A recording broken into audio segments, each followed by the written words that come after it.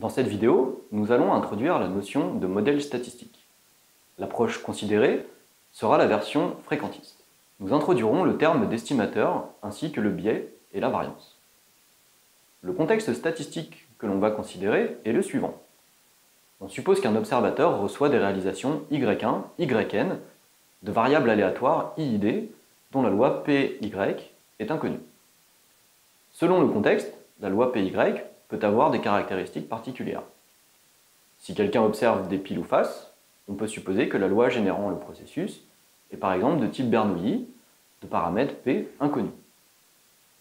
Cette loi inconnue est supposée appartenir à une certaine famille.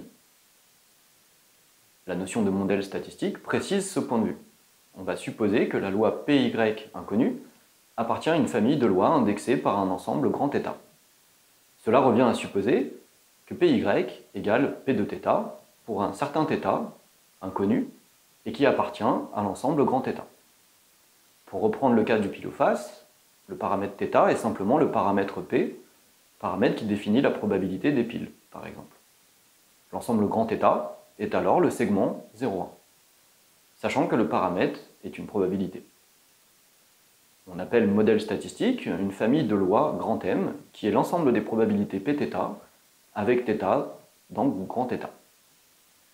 Pour simplifier notre étude, on va supposer que le modèle est paramétrique. Par cela, on entend que le modèle est paramétré par un nombre fini de paramètres. Mathématiquement, cela veut dire que l'ensemble grand θ est un sous-ensemble de Rp. On dit aussi que le modèle est de dimension P. Prenons deux exemples classiques. Dans le cas du pile ou face, le modèle est de dimension 1 car le paramètre appartient à 0,1. Si l'on se place dans le modèle de toutes les lois gaussiennes réelles, le modèle est de dimension 2. La famille des lois gaussiennes est en effet paramétrée par deux quantités, le paramètre de centrage mu et le paramètre de dispersion sigma 2. En pratique, supposons que l'on observe des données y1, yn, ou même simplement un histogramme de ces valeurs réelles. Sur la figure associée, l'histogramme semble à peu près symétrique et avoir une forme en cloche. Pour modéliser un tel jeu de données, quelle est une famille qui peut convenir?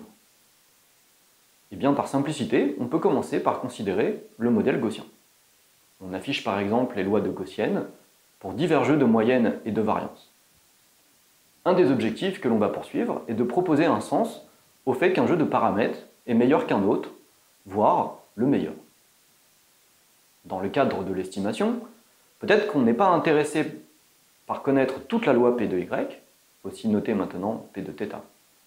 On peut dans certains cas n'avoir besoin que d'une quantité G de θ, qui dépend de cette loi et qui résume au mieux ses propriétés. Des exemples courants recouvrent l'espérance, la variance ou encore les quantiles de la loi inconnue. Un estimateur du paramètre G de θ va donc être une quantité construite à partir des données et qui approche la quantité inconnue G de θ. Mathématiquement, on appelle estimateur de G de θ une fonction G chapeau qui ne dépend que des observations y1, yn. Une première mesure de performance d'un estimateur est son biais, parfois encore appelé erreur systématique de l'estimateur. Pour un estimateur G chapeau, son biais est la différence entre l'espérance de G chapeau et la vraie valeur du paramètre G. On parle d'estimateur sans biais quand le biais est nul. Considérons le cas de l'espérance de la loi PY. Un estimateur naturel de cette quantité est la moyenne empirique. Dans le cadre que l'on considère, si les y1 et yn sont iid, on peut calculer le biais de la moyenne empirique explicitement. Il est facile de montrer que celui-ci est nul. Ainsi, la moyenne empirique est un estimateur sans biais de l'espérance. Notez qu'on pourrait considérer un autre estimateur sans biais. Si l'on choisit la première observation y1 comme estimateur, son biais est aussi nul. Mais il ne semble pas que cet estimateur soit très pertinent. Si l'on considère le cas de la variance théorique, il est plus compliqué de trouver un estimateur sans biais. Il se trouve que la variance empirique est biaisée. Si l'on veut un estimateur sans biais, il faut modifier la variance empirique et ne pas diviser par n, mais diviser par n-1 dans la définition de cet estimateur.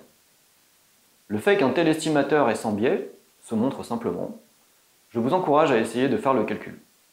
Pour cela, il suffit de développer les carrés et de manipuler les signes somme et espérance. Passons ensuite à une deuxième mesure de performance d'un estimateur, la variance. La variance de l'estimateur G chapeau est sa variance théorique. C'est donc l'espérance de G chapeau moins l'espérance de G, le tout au carré.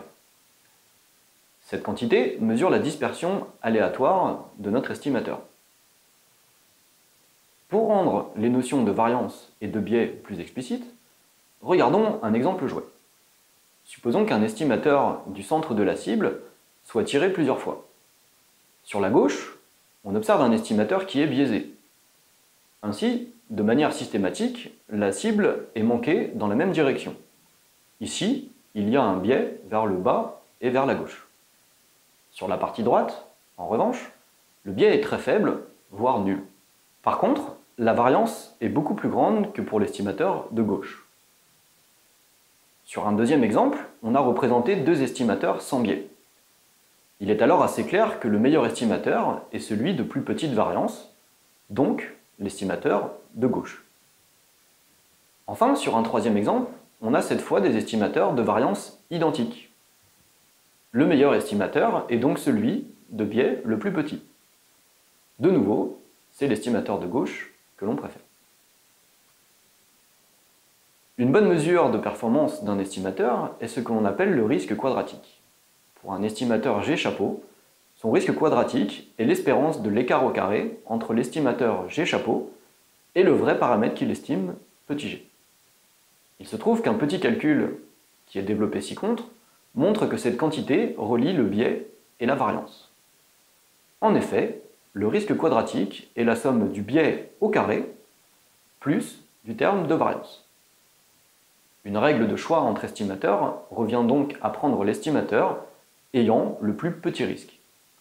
On retrouve alors les règles de choix que l'on a illustrées sur l'exemple précédemment. Nous allons maintenant voir dans la vidéo suivante d'autres mesures de performance pour un estimateur, à savoir les intervalles de confiance. Nous présenterons également un bref aperçu de la théorie des tests.